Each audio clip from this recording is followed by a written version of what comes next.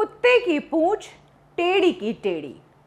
ये बात मैं कह रही हूं करण जौहर की उस आदत के लिए जो टैग करण जौहर पर लगा है, यानी कि हमेशा स्टार किड्स को फेवर करना, हमेशा इनसाइडर्स का सपोर्ट करना। यही बात अब बिग बॉस के शो में भी सामने आ गई है। हाल ही में करण जौहर पर इल्जाम लगा है कि बिग बॉस के शो में भी करण जौहर पक्षपात कर रहा है और भेदभाव कर रहा है। एक्चुअली बिग बॉस ओटीटी के लास्ट एपिसोड में करण जौहर के निशाने पर दिव्या अग्रवाल रही।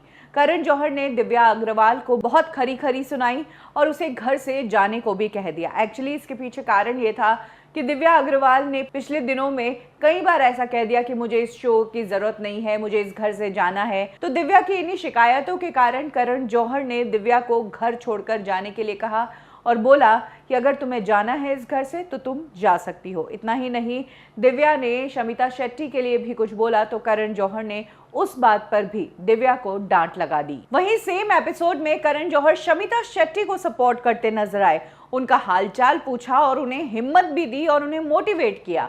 तो बस करण जौहर के इसी दोगले व्यवहार को देखकर सोशल मीडिया पर लोगों ने करण जौहर पर पक्षपात का इल्जाम लगाया और कहा कि ये बाहर भी नेपोटिज्म करता था और घर में आकर भी करण जौहर का यही नज़ारा देखने को मिल रहा है कि अपने लोगों को सपोर्ट कर रहा है, बाकी लोगों को नहीं। एक यूजर ने कहा कि करण जौहर किस बात के लिए शमिता शेट्टी की तारीफ कर रहा है।